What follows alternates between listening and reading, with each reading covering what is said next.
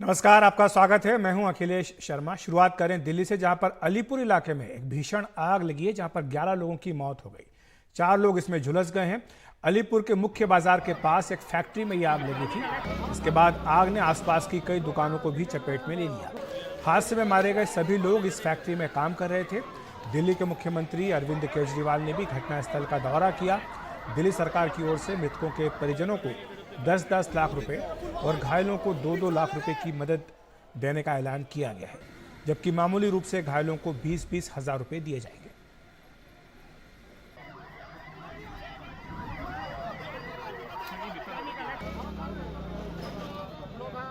इसमें 11 लोगों की मृत्यु हुई है, 4 लोग घायल बताए जा रहे हैं। जिन जिन लोगों की मृत्यु हुई है, हर एक के परिवार को हम लोगों की संवेदना है और हर एक के परिवार को 10-10 लाख रुपए की मुआवजा राशि दी जाएगी।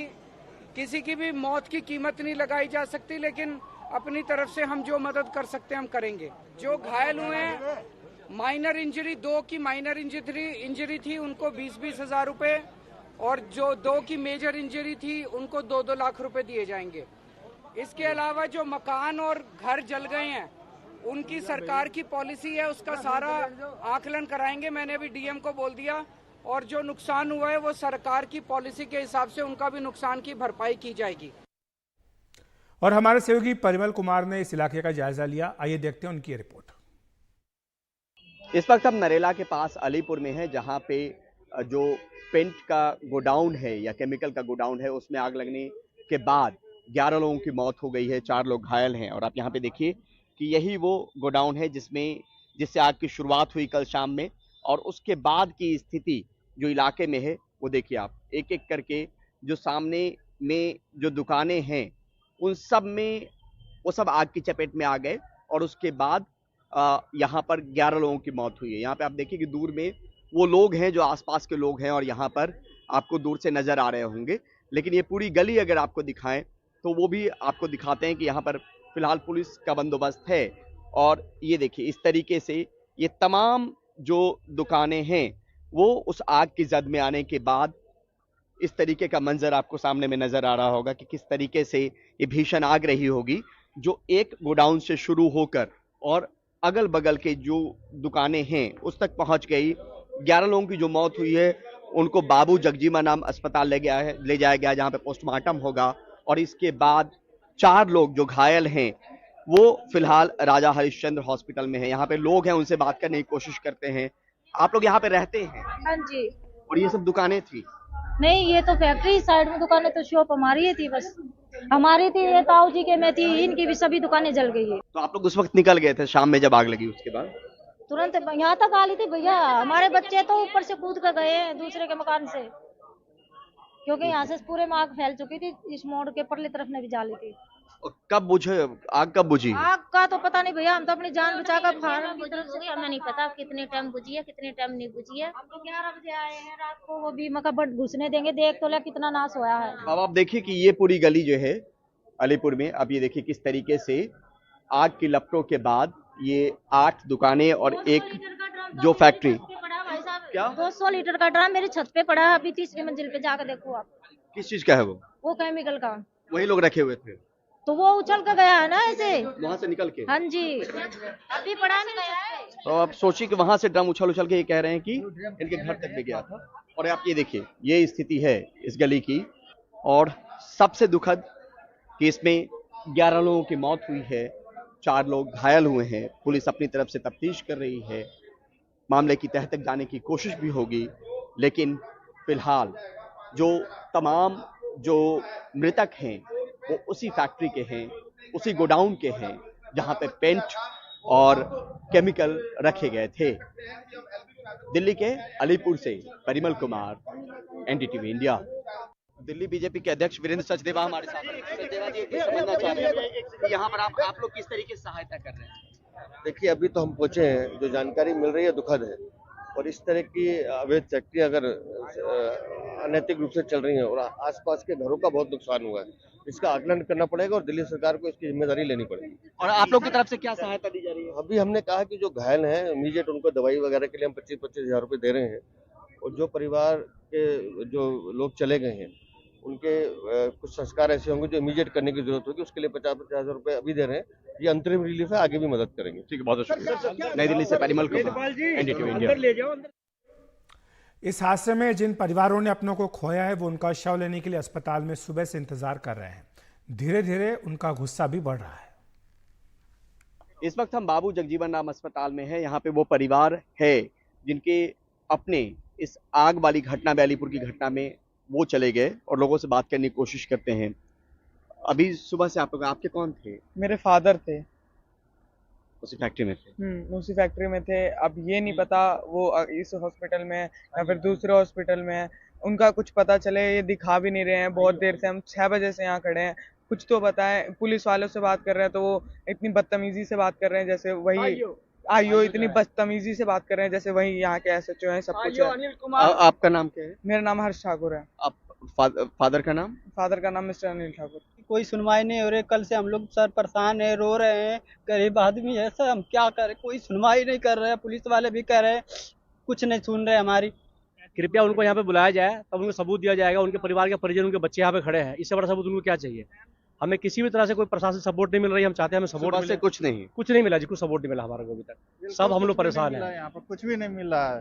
प्रशासन की तरफ से एकदम बिल्कुल लापरवाही है। हमारा आदमी खत्म हो गया। आदमी खत्म हो गया, लेकिन कम से कम डेड बॉडी तो दिखावे। कह रहे तुम्हारी बॉडी है कि नहीं है, कैसे हम मान ले? सबूत मांग रहे हैं। सबूत अगर आएंगे तभी तो हम दिखाएंगे। हम लोग अभी तक शांति से यहाँ पर हम बैठे हुए हैं, वो लोग सुनने का कोई राजी नहीं है। ये तमाम वो परिवार हैं जिन्होंने अपने को खोया है अलीपुर में, जो फैक्ट्री में, जो पेंट की फैक्ट्री है जिसमें आग लगी कल। और ये अपनों को लेकर, जो इनके अपने जिनको खोया है उनको लेकर, उनकी पहचान को लेकर और उनसे जो उनका पार्थिव शरीर है उनकी सुपुर्दगी को लेकर इनके सामने में एक समस्या है, चुनौती है। और उम्मीद करनी चाहिए कि जल्दी ही ये शिनाख्त कर पाएँ इनको, उनके अपनों की जो शरीर है, पार्थिव शरीर, उनको दिखाया जाए ताकि अंतिम संस्कार हो पाए। नई दिल्ली से परिमल कुमार, NDTV इंडिया। वहीं पश्चिम बंगाल के संदेश खाली में जारी हिंसा को लेकर राजनीतिक टकराव बढ़ रहा है। आज बीजेपी के 6 सदस्यों की एक टीम संदेश खाली जा रही है, लेकिन पुलिस ने उन्हें रोक दिया। साथ ही प्रदेश कांग्रेस अध्यक्ष अधीर रंजन चौधरी को भी वहां जाने से रोक दिया गया। इस बीच संदेश खाली में जारी हिंसा का मामला सुप्रीम कोर्ट पहुंच गया है। एक वकील ने सुप्रीम कोर्ट में जनहित याचिका दायर कर हिंसा की जांच करने के लिए SIT टीम बनाने या फिर CBI से जांच कराने की मांग की है। वकील ने इस पर जल्द सुनवाई की मांग की थी, लेकिन मुख्य न्यायाधीश ने इससे इनकार कर दिया। इधर लोकसभा की विशेषाधिकार समिति ने प्रदेश बीजेपी अध्यक्ष और लोकसभा सांसद सुकांता मजुमदार पर हमले के मामले में राज्य के DGP और बाशिरहाट के SP को तलब किया है। साथ ही उत्तर 24 परगना के ASP को भी 19 फरवरी को तलब किया गया है। ये सरकार की बंगाल में जो दुर्नीति चलता है, दुर्गति चलती है, देखिए आप लोग। हम लोग यहाँ आए थे सिर्फ लोगों से मुलाकात करने के लिए, वो भी हमें करने नहीं देते। पता नहीं ये देश आज सारे सूबे में कोई लोकतंत्र की कोई कुछ नहीं बचे हैं। शुभेंदु अधिकारी ने हाईकोर्ट में केस किया, इसके लिए आप कर सकते हैं किसको अपना मर्जी लोग। लोकसभा में विरोधी दल नेता और कांग्रेस के प्रदेश अध्यक्ष अधीर रंजन चौधरी आज एक कांग्रेस की डेलीगेशन को लेकर एक प्रदर्शन कर रहे हैं।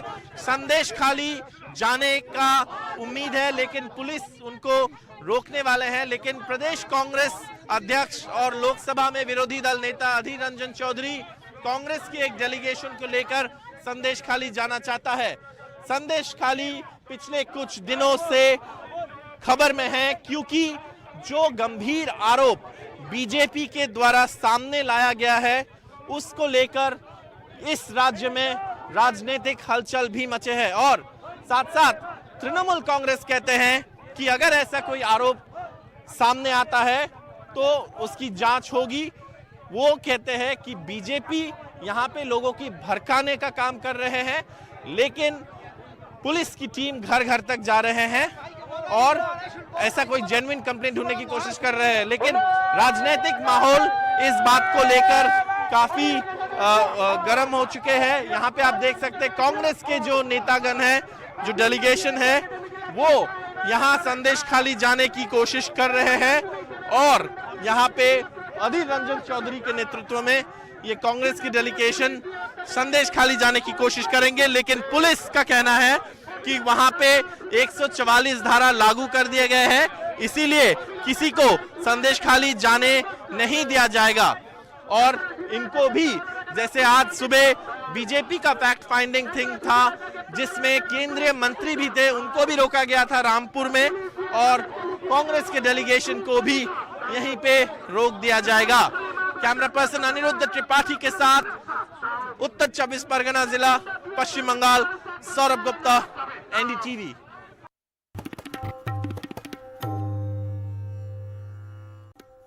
प्रधानमंत्री नरेंद्र मोदी ने आज हरियाणा को करीब 10,000 करोड़ की परियोजनाओं की सौगात दी है। उन्होंने रेवाड़ी में एम्स का शिलान्यास भी किया। इस मौके पर लोगों को संबोधित करते हुए उन्होंने कहा कि जनता का आशीर्वाद मेरे लिए सबसे बड़ी पूंजी है। उन्होंने कहा कि आपके आशीर्वाद से भारत को तीसरी बड़ी आर्थिक ताकत बनाना है। साथ ही पीएम मोदी ने कांग्रेस पर भी निशाना साधा है। वो प्रधानमंत्री को इस वक्त देते हुए, तो प्रधानमंत्री इस वक्त हरियाणा के, जब भारतीय जनता पार्टी ने मुझे पीएम के उम्मीदवार के रूप में घोषित किया था, तो मेरा पहला कार्यक्रम रेवाड़ी में हुआ था।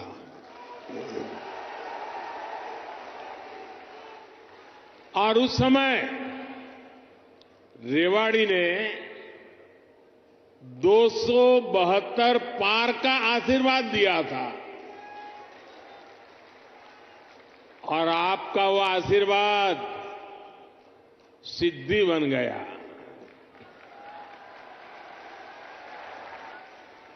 अब लोग कह रहे हैं कि मैं फिर एक बार रेवाड़ी आया हूं, तो आपका आशीर्वाद है अब की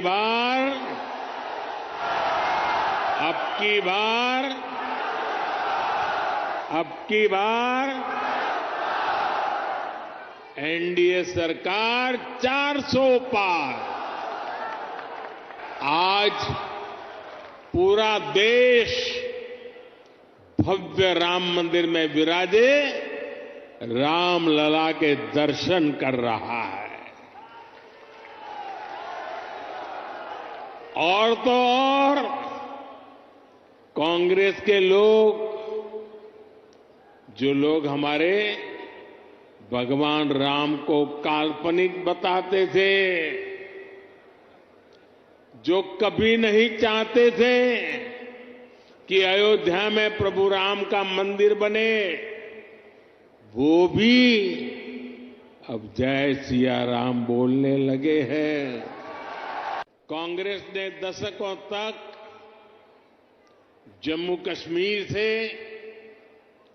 आर्टिकल 370 हटाने पर रोड़े अटकाए थे। मैंने आपको गारंटी दी थी कि जम्मू कश्मीर से आर्टिकल 370 हटाकर रहूंगा। आज कांग्रेस की लाख कोशिश के बावजूद आर्टिकल 370 इतिहास के पन्नों में खो गया है। कांग्रेस का ट्रैक रिकॉर्ड देश की आधे से अधिक आबादी को दशकों तक छोटी छोटी जरूरतों से दूर रखना का है, तरसाने का है। कांग्रेस का ट्रैक रिकॉर्ड सिर्फ एक परिवार के हित को देश और देशवासियों के हित से ऊपर रखने का है। कांग्रेस का ट्रैक रिकॉर्ड इतिहास के सबसे बड़े घोटालों का है। कांग्रेस का ट्रैक रिकॉर्ड आतंकवाद, और अलगाववाद को बढ़ावा देने का है। कांग्रेस का ट्रैक रिकॉर्ड सेना और सैनिक दोनों को कमजोर करने का है। कांग्रेस ने आज आरोप लगाया कि आयकर विभाग की ओर से कांग्रेस और यूथ कांग्रेस के बैंक खाते फ्रीज करवा दिए गए हैं। इसके बाद खबर आई कि आयकर विभाग एपेलेट ट्राइब्यूनल से उन्हें खाते ऑपरेट करने की अनुमति मिल गई। पार्टी नेता विवेक तनखा ने ट्विटर पर लिखा कि आयकर विभाग का जो एपेलेट ट्राइब्यूनल है उसने सुनवाई लंबित रहने तक कांग्रेस पार्टी के खातों पर लगी रोक हटा दी है। विवेक तनखा ने कहा कि उन्होंने ट्राइब्यूनल को बताया कि यदि पार्टी के खाते फ्रीज रहेंगे तो कांग्रेस चुनाव के उत्सव में भाग नहीं ले सकेगी। कांग्रेस नेता और कांग्रेस के कोषाध्यक्ष अजय माकन ने आज सुबह प्रेस कॉन्फ्रेंस कर केंद्र सरकार पर यह बड़ा आरोप लगाया था। उन्होंने कहा कि हिंदुस्तान में पूरी तरह से लोकतंत्र खत्म हो गया है। कांग्रेस के अकाउंट पर तालेबंदी कर दी गई है, यानी अकाउंट फ्रीज कर दिए गए हैं। साथ ही लोकसभा चुनाव से पहले अकाउंट सीज करने की प्रक्रिया के टाइमिंग पर भी कांग्रेस पार्टी ने सवाल उठाए। Very graciously, the ITAT, after talking to the DR, has said that there will be only a lien on the bank account. There is no restriction on the bank account. You can operate, and then they will hear me on the merits of the case on the interim application that I filed on Wednesday. I am grateful to the Income Tax Appellate Tribunal for this gracious hearing. And number two, as I said before the tribunal, I am repeating again, Justice Kapadia, Chief Justice of India, would always say that the first opportunity of an SSC, of an independent hearing only comes when he goes before ITAT. And today that we had seen. इस बीच BJP सूत्रों ने कांग्रेस के आरोपों का खंडन किया है। उनके मुताबिक आयकर विभाग की ओर से कांग्रेस पर वित्तीय वर्ष 2019-20 के लिए 135 करोड़ का बकाया था। इसमें 103 करोड़ रुपए आयकर निर्धारण और 32 करोड़ रुपए ब्याज है। प्रोसीडिंग्स में कांग्रेस से कुल बकाया का 20% यानी करीब 21 करोड़ रुपए देने को कहा गया था, लेकिन उसने केवल 78 लाख रुपए चुकाए। चूंकि कांग्रेस 20% रकम नहीं दे सकी, इसलिए उससे बाकी 104 करोड़ रुपए देने को कहा गया। कांग्रेस ने मई 2023 में ट्राइब्यूनल के सामने फिर अपील की और अक्टूबर 2023 में कांग्रेस ने 1 करोड़ 72 लाख रुपए चुका दिए। अभी कांग्रेस के विभिन्न खातों से 115 करोड़ रुपए की बकाया रकम की वसूली की गई है। आज ट्राइब्यूनल को आयकर विभाग ने बताया कि वसूली की यह प्रक्रिया सामान्य है और खातों पर रोक नहीं लगाई गई है। कांग्रेस के पास अपनी गतिविधियों के संचालन के लिए कई अन्य बैंक खाते हैं और ट्राइब्यूनल ने इस बात का संज्ञान भी लिया है। मामले की अगली सुनवाई 24 फरवरी को होगी। और इसी पूरे घटनाक्रम पर अधिक जानकारी दे रहे हैं हमारे सहयोगी प्रशांत। ने बताया कि 2018-19 जो असेसमेंट ईयर है उसके दौरान कांग्रेस की तरफ से जो हर पॉलिटिकल पार्टी को अपना इनकम टैक्स रिटर्न भरना होता है इनकम टैक्स डिपार्टमेंट में, वो भरने में 40 से 45 दिनों का डिले हुआ था उस साल, ऐसा अजय माकन का कहना है।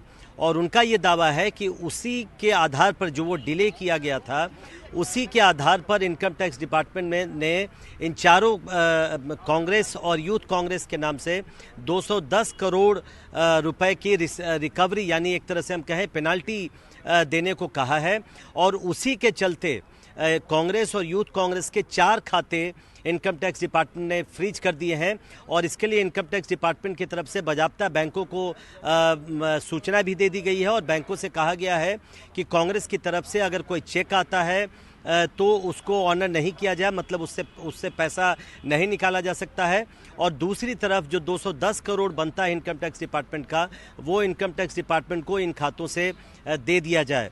तो ये पूरा मामला है और इसी पर ये गंभीर बड़ा आरोप अजय माकन लगा रहे हैं। हालांकि देखना दिलचस्प होगा कि इस पर इनकम टैक्स डिपार्टमेंट या भारत सरकार की तरफ से क्या कि उनका पक्ष आता है कि आखिर ऐसा क्यों हुआ कि कांग्रेस इतना बड़ा आरोप लगा रही है और इसके पीछे की पूरी कहानी क्या है। एक और बड़ी बात अजय माकन ने ये कही कि इसकी वजह से कांग्रेस के पास, उन्होंने ये दावा किया कि आज न तो बिजली बिल देने के लिए कांग्रेस के पास पैसा है और न ही कर्मचारियों का जो की तनख्वाह है वो देने के लिए पैसा है, और इसका असर जो भारत जोड़ो न्याय यात्रा चल रही है राहुल गांधी की उस पर भी पड़ सकता है। तो बड़ा आरोप लगाया है। अब इंतजार है सरकार और इनकम टैक्स विभाग का उनका क्या स्टैंड है इस पर ये देखने का।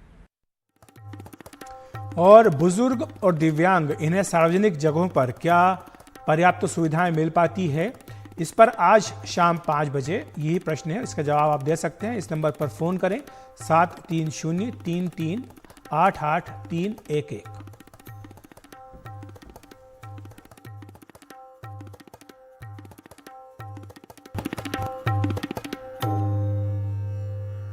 राहुल गांधी की भारत जोड़ो न्याय यात्रा आज उत्तर प्रदेश पहुंच रही है। इसमें चंदौली से यात्रा के यूपी में दाखिल होते ही कांग्रेस महासचिव प्रियंका गांधी अपने भाई राहुल गांधी के साथ यात्रा में शामिल नहीं हो पाएंगी। उन्होंने एक ट्वीट करके भी कहा है कि वो तबीयत खराब होने के कारण इस यात्रा में शामिल नहीं हो पाएंगी।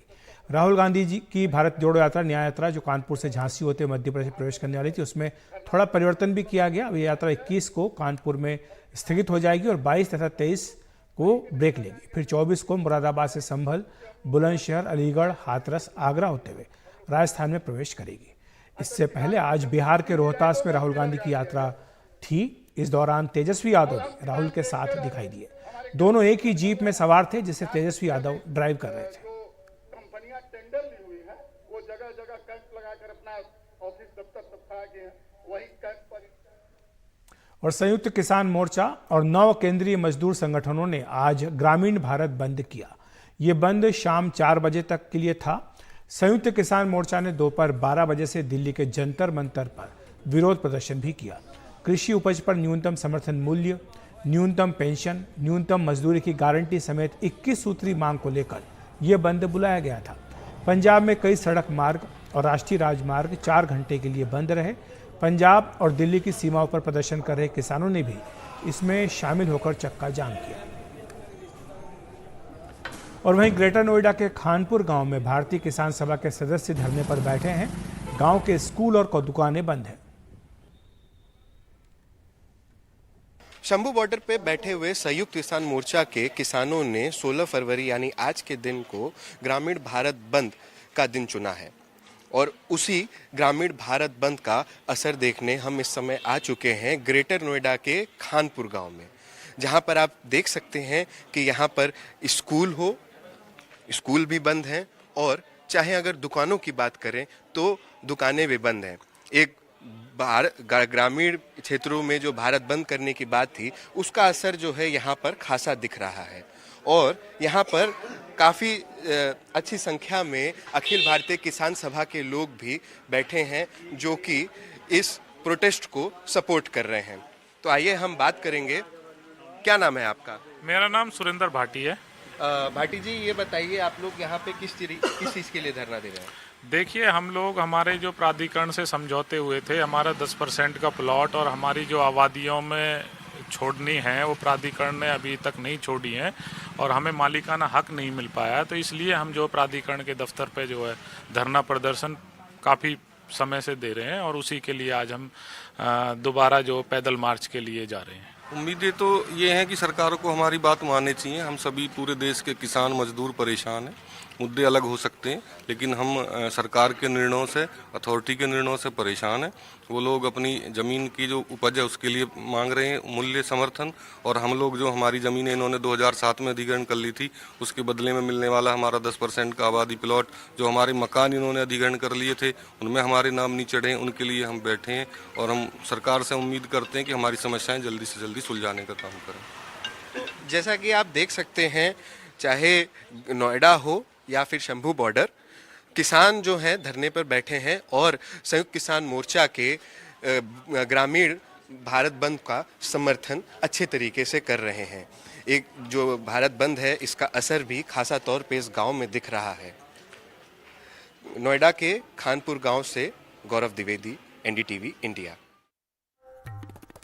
और संयुक्त किसान मोर्चे के आज के भारत बंद का जो आह्वान था वो ग्रामीण इलाकों के लिए था। वहीं दिल्ली और आसपास के इलाकों की बात करें तो यहाँ पर बंद का कोई असर नहीं है। पश्चिमी उत्तर प्रदेश को दिल्ली से जोड़ने वाले NH9 पर यातायात सामान्य रहा। भारत बंद पर बस यात्रियों ने क्या कहा, देखिए रवि रंजन शुक्ला की रिपोर्ट। संयुक्त किसान मोर्चे ने आज भारत बंद का ऐलान किया है और भारत बंद का क्या असर है इसको जानने के लिए हम NH9 पर खड़े हैं। ये देखिए, ये बस आ रही है और हम इस बस में एक बार जाने की कोशिश करेंगे कि पता किया जाए कि क्या हालात हैं। तो कहाँ से आप लोग आ रहे हैं सर? हल्द्वानी से आ रहे हैं। हल्द्वानी से? हाँ जी। तो अभी क्या लगा, कोई जाम वाम मिला कि नहीं? जाम तो अभी तक नहीं मिला, अभी तो दिल्ली में एंट्री नहीं किया। मिला? नहीं। अच्छा, और आज जो भारत बंद का ऐलान किया है उसमें कुछ बंद वंद तो नहीं दिख रहा है आपको? उत्तराखंड में तो नहीं है कहीं बंद। उत्तराखंड में नहीं है? नहीं, बिल्कुल अच्छा, नहीं है? नहीं जी। और कोई जाम भी नहीं मिला है? तो ये देखिए। हाँ भैया, कहाँ से आए हैं? हल्द्वानी से। आप कहाँ से हैं? मैं तो झज्जर से हूँ। तो क्या है, कुछ असर है भारत बंद का? ना, इतना असर नहीं है। हा? इतना असर नहीं है, पर बंद उनका बंद का नहीं असर? इतना असर नहीं है। अच्छा, भारत बंद का असर नहीं जी, कोई असर नहीं है। जाम पीछे नहीं लगा था। तो ये आप देखिए, ये बस है जिसमें हम इस वक्त हैं। इनका कहना है कि भारत बंद का उस तरीके से कोई, चाचा ये ठीक है जो भारत बंद का आह्वान किया है? देखो जी, ये जो कर रही है जनता ठीक ही कर रही है। उतार देना ड्राइवर साहब। तो ये नुकसान जो है सभी का हो रहा है। सभी का हो रहा है? हाँ। अच्छा, तो चाचा ने कहा है नुकसान सभी का हो रहा है। किस तरीके का नुकसान हो रहा है चाचा? भाई सब परेशान हो रहे हैं। अच्छा, तो ये आप देखिए, ये हरियाणा से बस आई हुई थी हल्द्वानी घूमकर। इनका कहना है कि उस तरीके से NH9 पर और पीछे भी भारत बंद का कोई खास असर नहीं है। गाजीपुर बॉर्डर से सुशील राठी के साथ रवीश रंजन शुक्ला, NDTV इंडिया। और वहीं किसान संगठनों के दिल्ली चलो मार्च के बाद पहली बार trade union C2, AITUC, BMS और SKM के नेता ग्रामीण भारत बंद और इंडस्ट्रियल स्ट्राइक के समर्थन में आज जंतर मंतर पर एक ही मंच पर जमा हुए। हमारे सहयोगी हिमांशु शेखर ने बात की है संयुक्त किसान मोर्चा के कन्वीनर और पूर्व सांसद हनन मुल्ला से।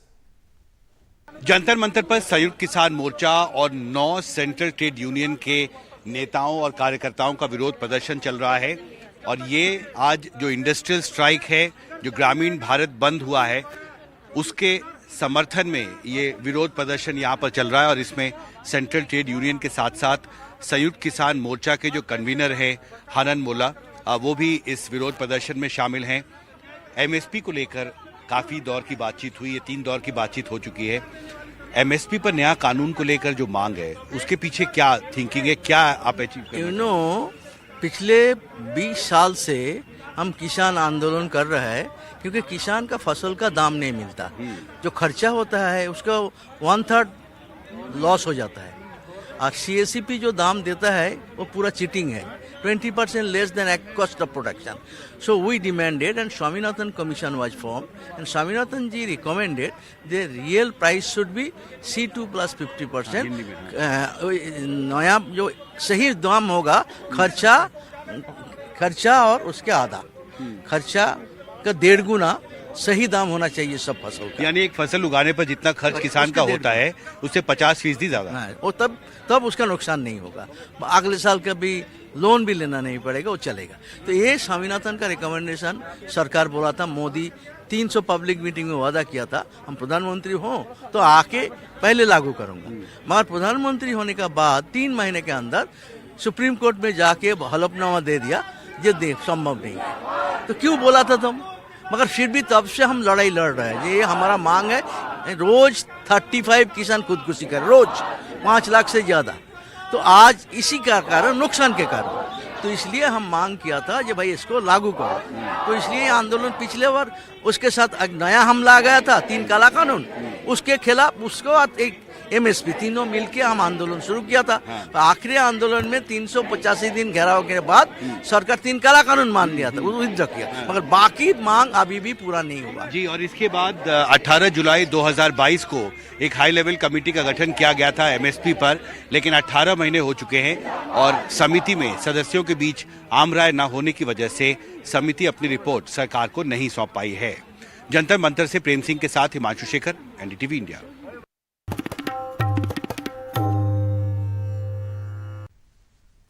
मणिपुर का चूड़ा चांदपुर एक बार फिर से हिंसा की चपेट में है। कल रात हुई हिंसा में कम से कम 2 लोगों के मारे जाने की खबर है, जबकि ताज़ा हिंसा में 25 लोग जख्मी भी हैं। उग्र भीड़ बेकाबू हो गई तो सुरक्षा बलों को गोलियां चलानी पड़ी। पुलिस सूत्रों का कहना है कि DM के आवास और दफ्तर समेत SP ऑफिस को भी निशाना बनाने की कोशिश की गई। जबकि पुलिस सूत्र ये भी बता रहे हैं कि सरकारी संपत्ति को नुकसान पहुंचाने के अलावा उन्हें आग के हवाले भी किया गया। इस बीच चूड़ा चांदपुर में इंटरनेट सेवाएं बंद कर दी गई हैं, जबकि आज लोगों के मारे जाने के विरोध में सिविल सोसाइटी के कुछ समूहों ने चूड़ा चांदपुर बंद का भी आह्वान किया।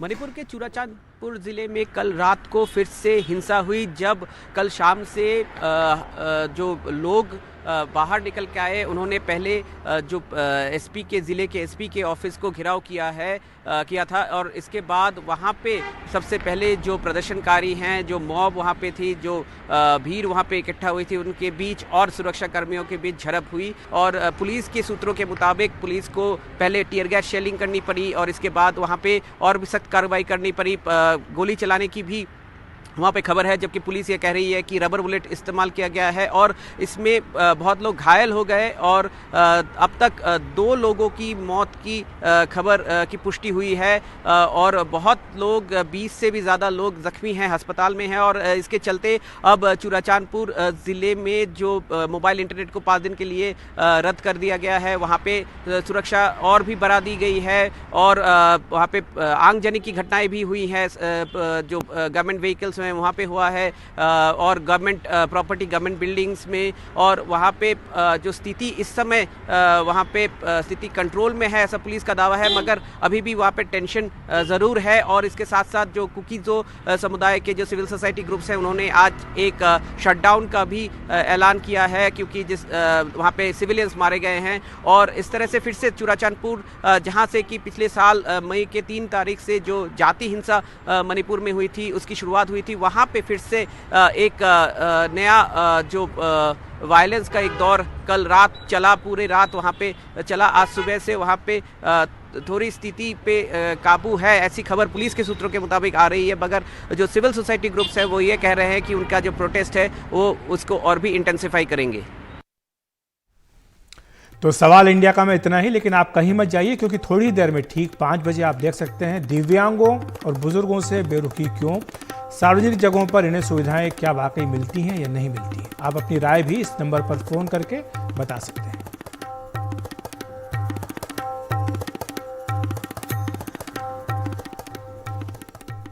नमस्कार।